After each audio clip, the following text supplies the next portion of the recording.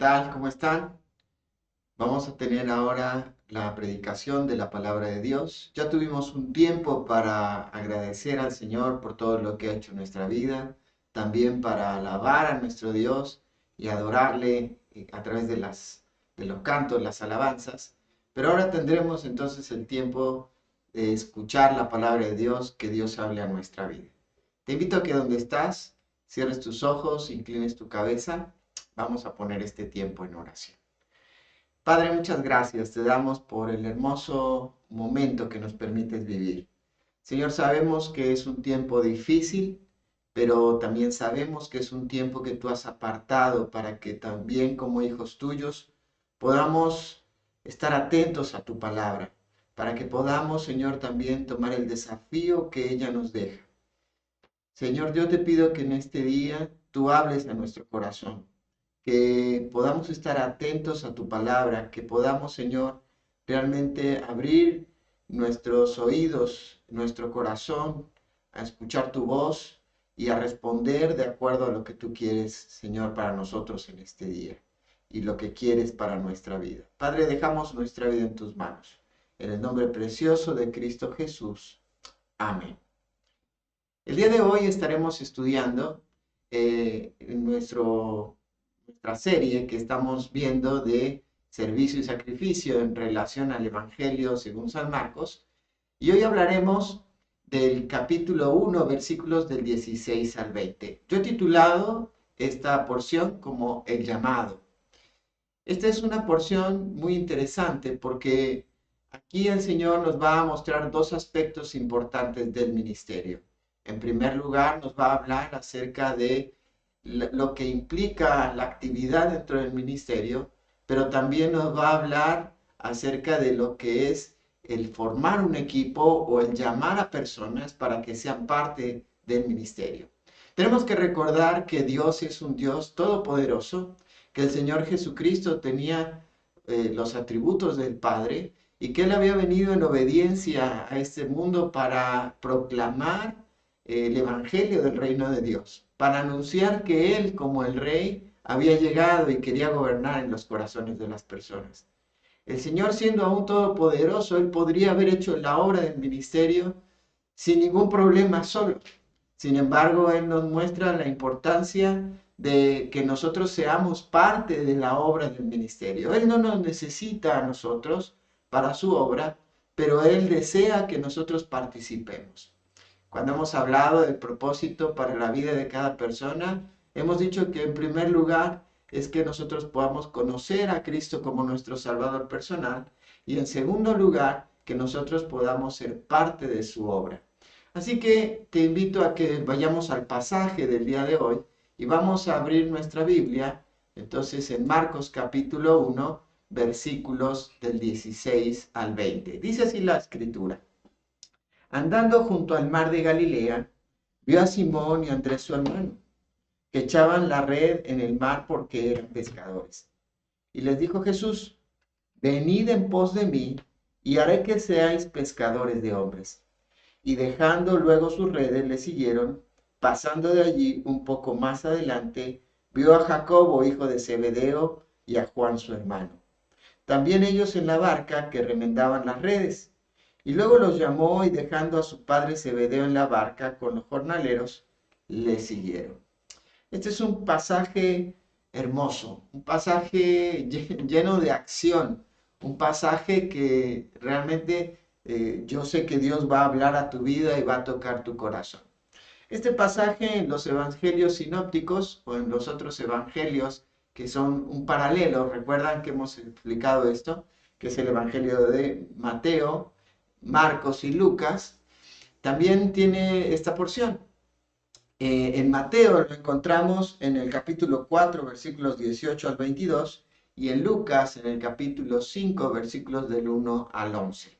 Pero centrados en lo que está diciendo aquí Marcos, nos está expresando de una forma, de alguna manera un poco más superficial lo que sucede. Recordemos que el propósito de Marcos era mostrarnos el ministerio activo del Señor Jesucristo y a través del pasaje de hoy el propósito es mostrarnos cómo debe de ser nuestro ministerio, cómo debe ser el ministerio verdadero del Señor y cómo debe ser también o lo que implica el llamado para servirle. Así que vamos a ver, en primer lugar, lo que implica el ministerio activo. Dice ahí la primera palabra de nuestro texto, dice andando junto al mar de Galilea. La palabra andando es la palabra griega peripateo. Esta palabra griega tiene dos tipos de interpretación, una de forma literal y otra de forma simbólica o también figurada, podríamos decir así. En los evangelios sinópticos lo encontramos prácticamente en todos los evangelios sinópticos como una palabra literal o en un sentido literal. En las epístolas, en el resto de lo que son las cartas del Nuevo Testamento, encontramos que principalmente esta palabra se usa en un sentido figurado. La palabra andando literalmente significa andar, caminar, o también es usada en algunos pasajes como pasear. Sin embargo, en este pasaje la palabra tiene un sentido de caminar, pero un caminar con una dirección. Recordemos que en los versículos anteriores que estudiamos la semana pasada, en el versículo 14 y versículo 15, el Señor había comenzado su ministerio ya en Galilea de una forma más activa. Recordemos que después de su tentación, más o menos a que él regresara a Galilea había pasado aproximadamente un año, en el cual Juan, en el Evangelio de según San Juan, nos relata varias actividades que el Señor Jesús hizo en la zona de Judea, hasta que escucha del encarcelamiento de Juan el Bautista, y entonces regresa, Mateo nos explica que regresa un tiempo a Nazaret, pero después se traslada a Capernaum, donde habita por una buena cantidad de meses. En esa estancia en Capernaum es donde entonces se desenvuelve este pasaje. Ya a las orillas del mar de Galilea, ahí en la zona donde estaba la ciudad de Capernaum, el Señor Jesucristo dice que va caminando. Ahora, la idea no es de que Jesús iba andando, caminando, paseando, porque Jesús no necesitaba conocer esos lugares, porque Él los había creado. Aparte, Él había crecido en la región, aunque había crecido en Nazaret, pero seguramente también conocía la región. Ahora Él había creado todo, pero su caminar tenía un sentido más dirigido. Y así es la obra de Dios. El andar del Señor, hermanos, siempre tiene una dirección y un propósito. Cuando veamos más adelante un poco lo que habla lo que habla Lucas en relación a este acontecimiento, vamos a ver que el Señor iba predicando. Dice ahí en los versículos de Marcos 1, 14 y 15 que el Señor comenzó a predicar el Evangelio del Reino en Galilea. Y ese era el propósito por el cual Jesús salía a caminar. No salía a caminar para pasear, no salía a caminar para ver qué encontraba y qué podía comprar, o no, su caminar era dirigido. Y así debe de ser también literalmente nuestro caminar. No en el sentido figurado, sino debemos de ir a lo que debemos de ir en nuestros pasos, de manera literal. Tenemos que tener siempre un propósito y un objetivo en nuestra vida. Y si hablamos en el sentido figurado, buscando una aplicación para nosotros hoy, tenemos que pensar que nuestro andar tiene que ser correcto, aprovechando bien el tiempo, dice el apóstol Pablo. Tenemos que aprovechar también las oportunidades que se nos presentan. Tenemos que tener un andar digno, dice también el apóstol Pablo. Ahora, el andar del Señor, dijimos, siempre tiene dirección y propósito, que lo vamos a ver al desarrollar también el tema del llamado. Pero en segundo lugar, el Señor siempre está activo. Esto me encanta porque el ministerio del Señor siempre muestra una actividad. El Señor siempre está activo, andando. Ahora, la forma en la cual se conjuga este verbo peripateo es una forma activa. Está hablando de que el Señor no es que daba unos pasos y se paraba y veía y contemplaba, sino que iba activo hacia un lugar determinado. Esto nos marca cómo es la idea de lo que tiene que ser el ministerio que la iglesia desarrolla, porque ese es el modelo de ministerio que el Señor Jesucristo nos ha colocado. Hoy en día tal vez somos bombardeados por el tema de que la iglesia tiene que estar llena de actividades y trabajamos en actividad tras actividad tras actividad, pensando que eso es lo que realmente hace a una iglesia activa. Pero hay una verdad que para mí fue muy importante entender a través de este pasaje. Y la verdad es que un ministerio activo no es un ministerio que hace actividades, sino un ministerio activo es el que predica el Evangelio y hace discípulos. Hermanos, podemos estar teniendo actividad tras actividad en la iglesia, pero si como iglesia no formamos discípulos, si no predicamos el Evangelio para alcanzar a aquellos que están perdidos, que necesitan escuchar la palabra, que necesitan ser limpios por su pecado, a través de la sangre preciosa de Cristo, que necesitan ser formados para seguir al Maestro en su vida cristiana, entonces no está dando resultado en nuestro ministerio. No es lo que el Señor vino a hacer. El Señor dirigió sus pasos de una forma correcta, tenía un propósito, tenía dirección, pero también vemos que el Señor tenía un andar activo. Ese es el andar que la iglesia también debe de tener. Debemos estar activos, pero no haciendo actividades simplemente por hacerlas. Tenemos que estar activos predicando el Evangelio y haciendo discípulos. Esto es una verdad muy importante para que podamos desarrollar también nosotros como iglesia. Ahora el pasaje continúa y vamos ya a entrar al tema de lo que tiene que ver con el llamado. Dice ahí, vio a Simón y a Andrés su hermano. Voy a detenerme en la palabra vio. Ahí la idea de esta palabra vio también tiene que, es en el sentido literal, de vio, miró, pero va más profundo. La idea de esta palabra es que él vio con atención, o sea, fijó sus ojos en ellos. Ahora, aquí hay algo bien interesante. Eh, Tal vez si Jesús no hubiera conocido a Pedro y Andrés, tal vez no le habría llamado la atención o no habría puesto sus ojos con atención en ellos.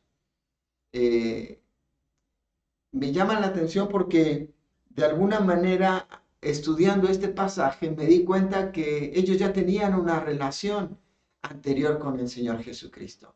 Fíjate lo que dice ahí, en Juan capítulo 1, y versículo 40 hasta el versículo 42, dice de la siguiente manera.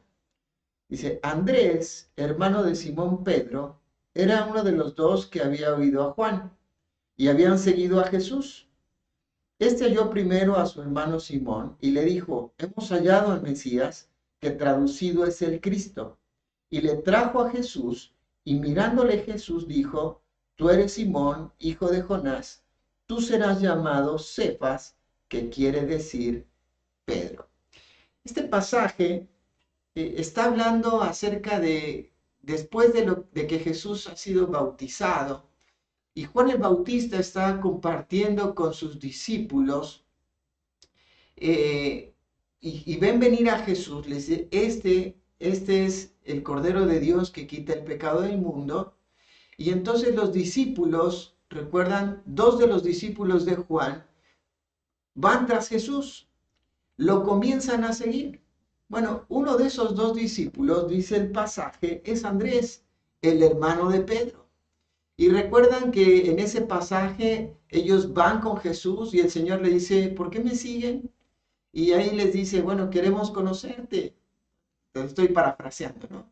Y entonces el Señor le dice, miren, yo no tengo ni siquiera dónde recostar mi cabeza. Y pasan el día con él, lo acompañan al lugar donde él vive, donde él habita, y comparten, conviven con él.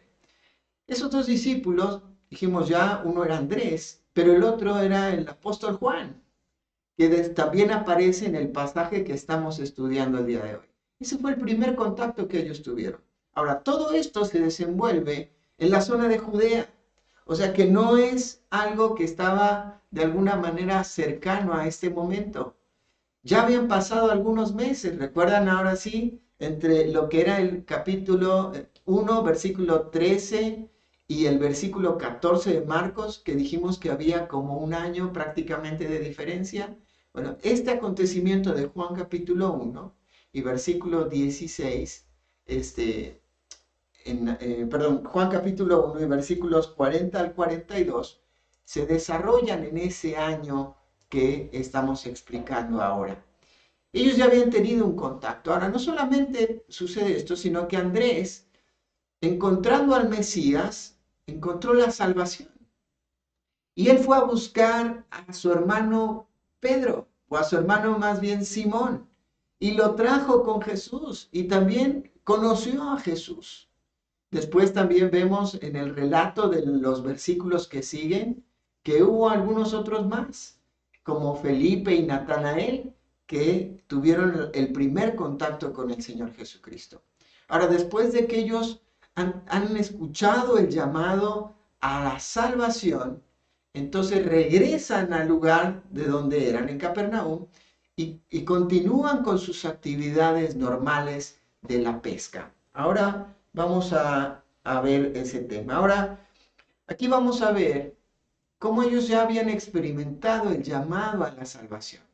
Cuando hablamos del llamado, tenemos que hablar que hay diferentes tipos de llamados. En primer lugar, el llamado a la salvación.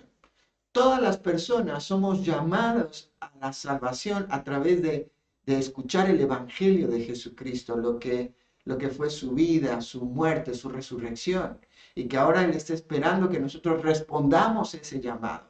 El Señor llama a todos a ser salvos, pero también ahora vamos a estudiar y vamos a ir viendo que el Señor hizo un llamado a estas personas para que se dedicaran de tiempo completo al ministerio. Y vemos también más adelante que el Señor va a hacer un llamado al apostolado a un grupo de 12 personas. Y después veremos cómo también el llamado del Señor tiene que ver al padecimiento y al sufrimiento como Él mismo padeció. Pero también tenemos que entender que cuando somos llamados a la salvación, el Señor también nos llama al servicio. Esto es para todos los creyentes. Dios nos llama a todos a servirle, aunque no nos llama a todos a servirle de tiempo completo. Pero todos somos llamados a ser siervos de Dios. Al igual que somos llamados a la salvación, después somos llamados a ser siervos de Dios. Y en ese llamado a ser siervos de Dios, el Señor nos va a llamar a hacer el ministerio, a participar en el ministerio, algunos de tiempo completo y a otros tal vez de medio tiempo. Vamos a continuar y vamos pensando en esta situación. Ellos habían sido llamados a la salvación. Ellos habían respondido a ese llamado. Mi pregunta es, tal vez tú estás hoy como invitado escuchando la escritura, escuchando esta predicación, pero aún no has respondido al llamado a la salvación. Aún tú continúas en una condición de pecado, porque Romanos en el capítulo 3 y versículo 10 nos dice que no hay justo ni aun uno, no hay quien haga el bien y nunca peque. Y en el versículo 23 dice que por cuanto todos pecaron y están destituidos de la gloria de Dios. Estos pasajes nos muestran que nuestra condición de pecado nos separa, nos destituye de la presencia de Dios. Pero Dios en su gran amor, dice la escritura ahí mismo en Romanos capítulo 5 y versículo 8, mas Dios muestra su amor para con nosotros, en que siendo aún pecadores, Cristo murió por nosotros. Ahora Jesús vino a este mundo a entregar su vida en rescate por ti. Ahora Él desea, como vimos la semana pasada, que tú vengas a Él en arrepentimiento y fe, para que tus pecados sean perdonados. El Evangelio según San Juan en el capítulo 3 y versículo 16 dice, porque de tal manera amó Dios al mundo que ha dado a su Hijo unigénito para que todo aquel que en Él cree no se pierda, mas tenga vida eterna. ¿Qué estás esperando? Dios está llamándote hoy a la salvación. Responde Ahora, siempre respondemos, pero tu respuesta tal vez es, lo rechazo, ahora no, después, más tarde, no lo siento. O tu respuesta puede ser, Señor, reconozco que soy pecador, reconozco que necesito de ti, vengo arrepentido de la vida que he llevado y hoy quiero seguir a Cristo y hoy quiero que Cristo venga a mi vida, me limpie de mis pecados y me dé la vida eterna. ¿Qué respuesta le vas a dar al Señor? Continuamos entonces con el pasaje y vamos a ver la siguiente frase. Ahora dice que vio a Simón y Andrés, su hermano, que echaban la red en el mar. Ahora Lucas menciona que ellos estaban enjuagando las redes. Esto significa que ellos ya estaban terminando su jornada laboral. Aquí no se nos explica muchos ni se nos da muchos detalles. Lucas también nos dice que Pedro en un momento le menciona al Señor que han pescado durante toda la noche.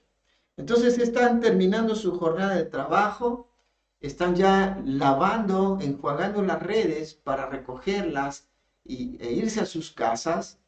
Y entonces el Señor los observa y después Marcos nos hace una aclaración, ¿no? Dice, porque eran pescadores. Ahora, esto, aunque lo menciona superficialmente, nos menciona que esto era el oficio que ellos tenían. Ahora, este oficio no era algo ilustre, no era algo con mucho reconocimiento, esto era algo muy popular. Se cree que en esa región, en el mar de Galilea, había aproximadamente unas 250 embarcaciones. O sea, era algo, un oficio común en esa región. El mar de Galilea era un mar de agua dulce que tenía una producción muy grande de peces y esto era algo que les había redituado mucho beneficio, no solamente para el alimento personal, sino también para la venta y el obtener también un ingreso para el sustento de sus familias. Ahora, ellos se habían dedicado a esto, pero generalmente estas eran personas que no habían tenido una educación o una formación. Eh, no era un oficio común, eran personas como cualquier otra persona. Ahora, aquí comienza lo interesante. Versículo 17. Dice, y les dijo Jesús, venid en pos de mí. La idea de esta frase es, vengan detrás mío.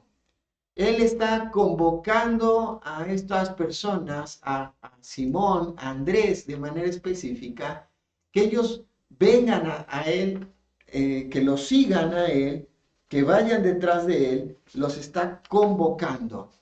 Esto es interesante porque vamos a ver ahora lo que tiene que ver con el llamado al ministerio. Él los está llamando a seguirle, a que ahora participen de la obra. Ellos ya conocían a Jesús, ya habían oído sus enseñanzas. Incluso Lucas en el capítulo 5 nos explica que el Señor venía predicando y que la gente se empezó a amontonar y a golpar alrededor de Jesús. Y él se paró junto a la barca donde estaban Simón y Andrés. Y entonces subió a la barca porque la gente se le agolpaba, se le amontonaba. Y él desde la barca le pidió a Simón que hiciera la barca un poco para atrás. Y desde la barca él sentado enseñaba a la multitud. Ahora ellos estaban escuchando a Jesús. Ellos ya conocían a Jesús. No era alguien desconocido, ya habían creído que era el Mesías. Y sin embargo, vemos que Jesús comienza aquí a formar su equipo de trabajo. Ahora uno pensaría que el Señor va a formar un equipo de trabajo con los principales religiosos del pueblo de Israel, ¿no? Si Él venía a hablar de Dios y del reino de Dios. Sin embargo, aquí vemos algo totalmente diferente. Y esto nos habla de la soberanía de Dios en la forma de trabajar, en la forma de hacer, de formar los equipos dentro de su obra y el ministerio. Vamos a ver algunas características del llamado. Él les dice, vengan en pos de mí. O sea, vengan detrás mío, síganme. Y la idea aquí, vamos a hablar de algunas características. Veremos 4 características en relación al llamado de Dios. En primer lugar, el Señor llama a quienes ya han atendido el llamado a la salvación. Ese es el primer requisito, la primera característica del llamado del Señor. Dios nunca va a llamar a una persona que no ha respondido al llamado a la salvación. Hay personas que, claro, tal vez hoy están sirviendo a Dios, entre comillas, digámoslo así, sin ser salvos. Incluso ha habido muchas personas, líderes de jóvenes, cuando yo trabajaba en el ministerio con los jóvenes, que nos encontrábamos que estaban haciendo un ministerio con jóvenes, sin embargo no eran salvos. Ahora, esto no quiere decir que, que Dios los había llamado al ministerio, sino más bien ellos tal vez habían respondido por una emoción o tal vez con una motivación equivocada, o porque querían ganar su salvación, o porque pensaban que así iban a estar mejor. Lamentablemente a veces nosotros como líderes pensamos que si nosotros involucramos a alguien en el ministerio, tal vez la persona pueda acercarse al Señor o tal vez pueda tomar decisiones importantes en su vida. Pero hay algo importante. Dios, el Señor, jamás llama a alguien que no ha atendido el llamado a la salvación. El Señor siempre llama a personas que son salvas. Segunda característica del llamado de Dios. El Señor llama personalmente y claro. Él es el que llama, no el pastor. No es el líder el que llama, no es un predicador el que llama a la gente, es el mismo Señor a través del contacto con la palabra de Dios. Fíjate el contexto, el Señor venía predicando, el Señor dice Lucas que se sube a la barca y mientras ellos enjuagaban las redes, Él comenzó a predicar y Él hablaba del evangelio del reino a la multitud que se había agrupado ahí. Ellos estaban en un contexto donde estaban no solamente viendo al Señor activo en su ministerio, sino que también estaban escuchando la palabra de Dios. Y ahí escuchan la palabra del Señor que le dice, vengan en pos de mí. Isaías en su llamado, ahí en el capítulo 9, está escuchando al Señor y ahí al grupo que está, con el que está hablando dice, ¿quién irá? ¿Sí? ¿Quién irá? Y entonces Isaías responde, heme aquí, envíame a mí. Samuel fue llamado por Dios directamente, aunque él lo hizo de una forma audible. Hoy tal vez ya Dios no habla de una manera audible, pero la manera audible en la que habla es a través de su palabra. En tercer lugar, el Señor llama a personas que están ocupadas. Personas que están ocupadas. Simón, Andrés, Juan y Jacobo estaban ocupados en la pesca. Era el oficio que ellos tenían. Dios jamás va a llamar a personas que están rascándose el ombligo. Dijeran en Mérida que están pateando la pared para aventarse de la hamaca, ¿no? Para aventarse, mecerse en la hamaca. Dios siempre llama a personas que están activas, personas que están ocupadas. Recordamos la vida de Moisés. Cuando el Señor le llama a través de la zarza ardiente, él estaba criando ovejas de su suegro Jetro. Cuando el Señor llama a Eliseo a través de la vida de Elías y Elías le dice, sígueme. Eliseo está arando la tierra, está trabajando en el campo. Y así hay muchos personajes en la escritura que son llamados mientras están ocupados. Recordamos más adelante, vamos a ver el llamado a Mateo, a Leví, que él está cobrando los impuestos y pasa el Señor y le llama para seguirle a él. Ahora, en cuarto lugar, las características del llamado es que el Señor llama a personas ordinarias. Recordamos por qué Marcos nos da ese detalle, porque eran pescadores, ese era su oficio, era un oficio ordinario, era un oficio común. Y el Señor siempre va a llamar a personas ordinarias para una misión extraordinaria. Y eso es lo que hace que esto sea importante. Ahora, el Señor dice ahí el apóstol Pablo, nos explica en 1 Corintios, en el capítulo 1, versículos 26 al 29, que Dios llama a lo vil y menospreciado de este mundo. Ahora, si tú dices, es que yo he estado escuchando la voz de Dios, yo he estado escuchando que Dios habla mi vida a través de los pasajes, a través de la Biblia, a través de mi tiempo con su palabra, a través del tiempo de la oración. y Dios me está llamando a servirle, pero yo no soy nadie. No soy nadie extraordinario, es más, fallo mucho. Bueno, Dios está buscando personas ordinarias, lo vil y menospreciado. No está buscando gente súper talentosa. Ahora, no confundamos, ¿verdad? Hay personas que hoy en día, y hay iglesias que hoy en día llaman a las personas que tienen una capacidad y forman equipos espectaculares, pero recordemos que nuestro propósito, lo que entendemos aquí en la palabra, no es que la iglesia activa sea la que hace actividades espectaculares, es la que lleva a personas ordinarias al conocimiento de Cristo y a través del discipulado logra transformaciones espectaculares, extraordinarias. Eso es lo que Dios nos llamó a hacer. Pero ahora vamos a continuar con el texto. Y le dice, venid en pos de mí. Y después les dice, y haré que seáis pescadores de hombres. Ahora aquí está hablando que el Señor, Él va a producir, va a hacer en ellos algo. Ahora, ¿qué es lo que incluye el llamado? Aquí me llama la atención y vamos a este punto. ¿Qué incluye el llamado de Dios? Ya vimos las características, ahora vamos a ver qué incluye. Lo que incluye es la capacitación. Dice, yo os haré pescadores de hombres.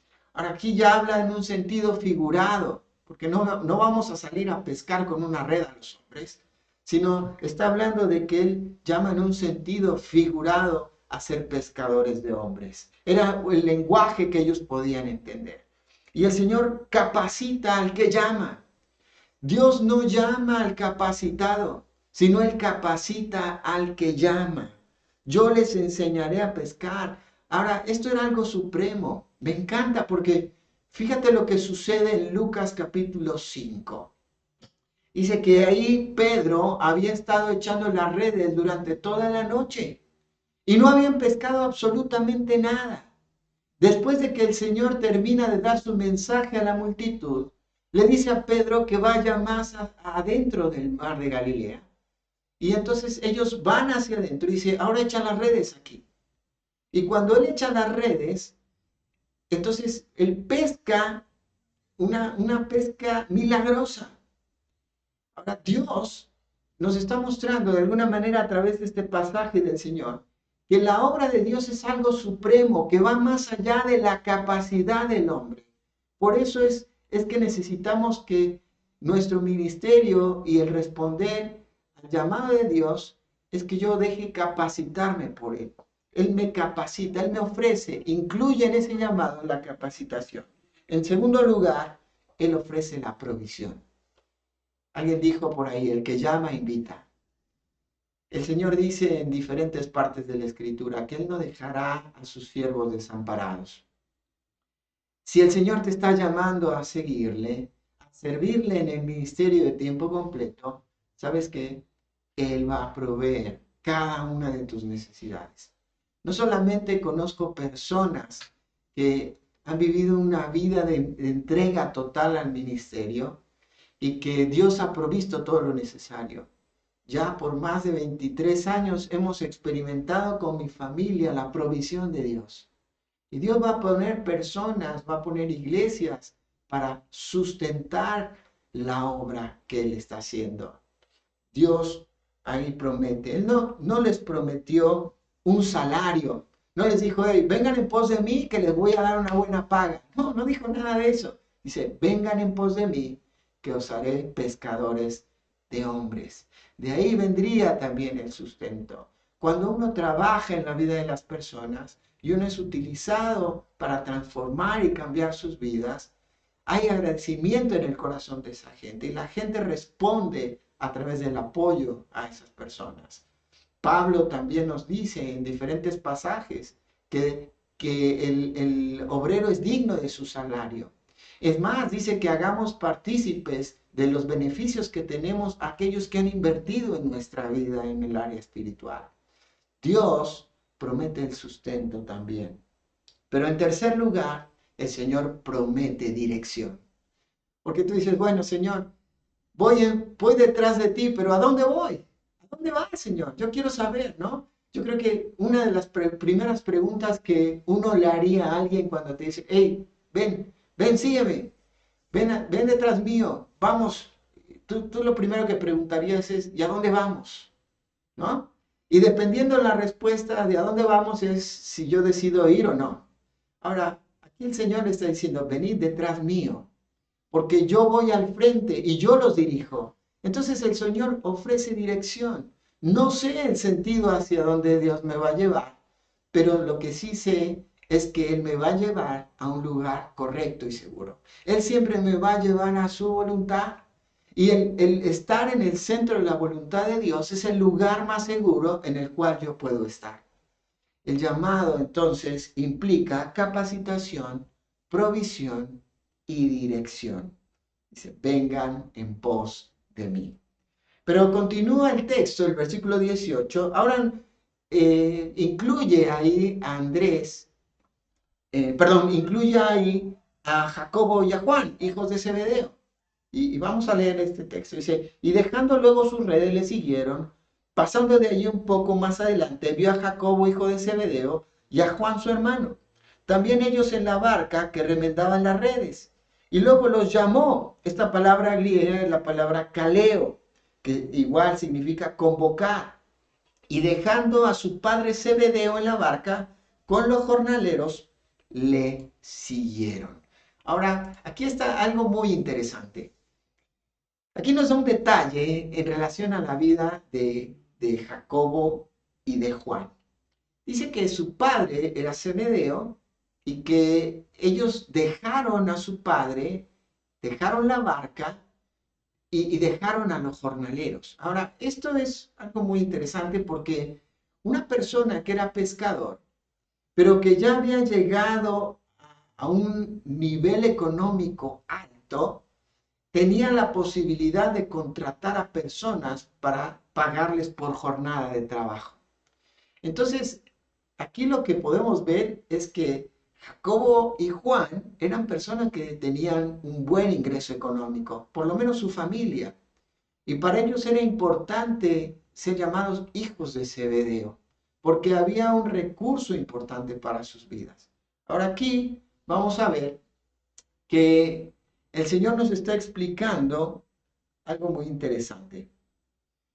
Eh, ellos, ellos dejaron aún su posición económica y ellos dejaron eh, también el tema del aspecto familiar.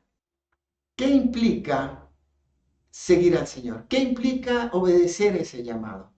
Fíjate bien, quiero que vayamos ahora a Lucas capítulo 5, porque mientras yo estudiaba este pasaje aquí en Marcos, había algo que no lograba cerrarme y yo decía, bueno, ¿por qué fue tan fácil dejar? Ahora, la palabra que dice, que menciona que dejaron sus redes, es una palabra que significa soltar, que significa, también tiene una connotación de perdonar, o sea, la idea de olvidar, de dejar, ya quedó, ¿sí? Dejamos una deuda ahí, olvido la deuda, te perdono, quito eso de mi vida, dejaron las redes, las soltaron. Es más, se utiliza a veces para, cuando en relación a divorciarse, a una separación, a un repudio. Y ese es lo que ellos hicieron, soltaron las redes ahí. Y no solamente soltaron las redes, soltaron la barca, soltaron su relación familiar y soltaron aún su posición económica, que ahorita vamos a ver ya más específicamente lo que implica, pero no me cerraba muy bien esta idea. Y yendo a Lucas capítulo 5, ya mencionamos que el Señor había predicado a una multitud. Lucas nos da detalles que Marcos se omite, pero nos va a llevar a que esto es algo que la respuesta a ese llamado tiene que ver en un contexto de adoración al Señor. En el capítulo 5 vemos que hay una pesca milagrosa de Lucas y dice el versículo 8 que después de que ellos sacan las redes, dice que las redes comenzaron a romperse por la cantidad de peces que había y tuvieron que llamar a Juan y a Jacobo su hermano y tal vez a Zebedeo y a los siervos que estaban con él, a los jornaleros, para que llevaran su barca, y entonces también dice que llenaron las dos barcas de todos los peces que sacaron, después de no haber pescado nada durante la noche. Dice que aún las barcas se hundían. Y en respuesta a esto, dice el versículo 8, viendo esto Simón Pedro cayó de rodillas ante Jesús diciendo, apártate de mí, Señor, porque soy hombre pecador. Ahora, la idea no es de eh, que le decía Pedro al Señor, Señor, apártate de mí porque no eres digno de estar al lado mío, porque mira qué pesca me acabo de aventar. No, está diciendo, o qué talento tengo. No, está diciendo, Señor, apártate de mí porque yo soy un pecador y yo soy indigno de que tú estés aquí al lado mío. Y él cae de rodillas ahí y reconoce que Jesús es Dios, porque vio la obra de Dios, vio el milagro de esta pesca. Y entonces surge en el corazón de Pedro una adoración. Y en ese contexto de adoración es que ellos regresan a la orilla y dice que inmediatamente que llegaron a la orilla, dejaron las redes, dejaron la barca y le siguieron a él. Ahora, ¿qué implica este llamado o obedecer al llamado de Dios? Lo que implica en primer lugar es una respuesta inmediata, pero no una respuesta impulsiva. Quiero que podamos entender esto. Es diferente tener una respuesta inmediata a una respuesta impulsiva, porque la respuesta impulsiva puede estar motivada de mis emociones y mis sentimientos por lo que sucedió. Sin embargo, el Señor desea que en nosotros haya una respuesta que sea tomada en todos los aspectos del corazón, que incluya nuestro intelecto, nuestra emoción, nuestra voluntad. En Romanos capítulo 12 nos habla de que debe de ser nuestra vida un sacrificio vivo, una ofrenda viva, agradable a Dios, que es un culto racional. Entonces, el obedecer el llamado de Dios implica algo inmediato, pero algo bien meditado en el corazón, algo en una convicción, no en una emoción, no de manera impulsiva, pero sí inmediata. En segundo lugar, obedecer el llamado de Dios implica dejarlo todo. Y dejarlo todo es soltar. La idea, dijimos, es abandonar. Abandonar mi posición, tal vez en la sociedad, mi posición económica, mis posesiones, pero también mi parentesco. Ahora, aquí lo que el Señor está diciendo, la idea es que no es que está llamando a repudiar a la familia, sino está llamando a que seamos leales al Señor Jesucristo. Este es tal vez un tropiezo para muchas personas que no están dispuestos a ser leales a Cristo, están dispuestos a ser leales a su familia, porque la presión familiar es así. He visto la vida de muchos jóvenes truncada en el ministerio y que ahora viven una vida de insatisfacción porque han sido llamados al ministerio, pero aún sus padres fueron un obstáculo para que ellos obedecieran el llamado de Dios. En tercer lugar, ¿qué implica? Es servicio y sacrificio, como estamos hablando ahora.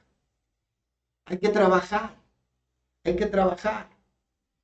La pesca es algo arduo, es gran trabajo. Pero también el salir a la pesca implica que puedes enfrentarte con tormentas. Y esto, por eso habla del servicio y del sacrificio, porque vamos a encontrar dificultad y gran trabajo, pero a la vez también encontraremos tormentas. Tienes que estar dispuesto a enfrentarte al servicio y al sacrificio, y probablemente al sufrimiento, al dolor, a la adversidad. Pero también, en cuarto lugar, ¿qué implica obedecer el llamado de Dios? Implica paciencia y persistencia. Yo no conozco un pescador que llegue y tire la red y lo saque y diga, ya está, vámonos. No. La pesca es un oficio y un deporte para quien lo practica que realmente debe de tener esta cualidad, esta paciencia, pero tiene que ser persistente. Fíjate lo que había hecho Pedro. Había estado pescando durante toda la noche y no habían pescado nada. Y tal vez había un sentir de frustración, tal vez en la obra de Dios al obedecer al llamado, vas a tener que trabajar y trabajar y trabajar. Y tal vez no vas a ver muchos resultados. Y van a pasar años sin ver resultados. Vas a estar discipulando personas y vas a invertir en su vida. Y en lugar de que tú veas que crezcan, que avancen, ¿sabes qué va a pasar? Tú ves que van para atrás. Hay que ser pacientes y eso cuesta, pero debe ser persistente también. Ahí dice la escritura que debemos de confiar y debemos de seguir trabajando en la obra del Señor. Siempre debemos de crecer persistiendo en la obra del Señor. En un momento la escritura dice, hubiese yo desmayado si no creyese que veré la bondad del Señor. Tenemos que persistir. Y por último, ¿qué implica? Implica una vida de adoración. Dijimos que la respuesta de estos hombres vino en un contexto de adoración. Ahora hablaba con un concuño mío que le gusta la pesca, como deporte, no como oficio, y yo le preguntaba, ¿qué siente un pescador después de no haber pescado por un largo tiempo, que de repente caiga una pesca de la magnitud que le cayó a Pedro, a Andrés, a Jacobo y a Juan? Me dijo, es una satisfacción que no te lo puedo describir. Es más, cuando tú estás pescando por horas y de repente pica el pez, entonces viene en ti una adrenalina y una sensación que no te la puedo describir. Dice, y cuando sacas el pez y ves que es un pez grande, es una sensación impresionante. Pero aquí hay algo importante. Yo quiero pensar el momento en el cual ellos pescan todo lo que sacaron. La sensación que debe haber habido en su corazón y en sus sentimientos, pero después entender la grandeza del Señor Jesucristo y que lo que Él me está llamando a hacer es mucho mejor y más sublime. Yo creo que entonces no hay una comparación con esa sensación. Y hoy te puedo decir que la sensación y el gozo y la satisfacción de seguir a Cristo y obedecer a su llamado es mucho más grande de aquellas cosas que tal vez yo no he obtenido en la vida. Pero lo que Dios me ha permitido vivir ha sido grandioso, sublime, porque es lo que Él hace a través de nosotros. Entonces, terminamos en esta hora. En primer lugar, ¿ya escuchaste el llamado a la salvación? El Señor te está llamando que vengas a Él, en arrepentimiento y fe, que creas en el Señor Jesucristo. ¿Por qué no hoy le pides a Él que venga a tu vida, que te limpie, que te perdone, que tú vayas arrepentido de tus pecados? Recíbelo hoy, clama a Él, pidiéndole que te salve. Pero en segundo lugar, ¿el Señor te llamó al ministerio? ¿Has escuchado el llamado al ministerio? ¿Cuál ha sido tu respuesta? Porque siempre respondemos. Tu respuesta puede ser sí o tal vez puede ser no. En el no se incluye, no es el momento, Señor, me falta fe. Ahora me encanta porque el Señor dice ahí, no temas, no temáis, no teman, no tengan miedo, porque dice ahí en Lucas capítulo 5 que se habían llenado de miedo, de temor. La idea es de asombro. Y el Señor dice, no temas, no temas, porque Él está ahí contigo. Y pienso en el Salmo 23 y me anima a saber que aún en valle de sombra de muerte, Él estará conmigo. Que su vara y su callado me infunden aliento. ¿Qué es lo que te detiene a obedecer el llamado de Dios? No tardes mucho. Hoy es tiempo. Hoy los campos están listos para la siega y el Señor necesita de obreros. ¿Qué vas a hacer? Oramos.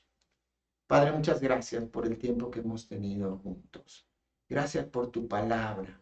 Gracias por lo que tú eres y por lo que tú haces. Señor, gracias porque tu ministerio es un ministerio activo que predica el evangelio del reino, pero que forma discípulos.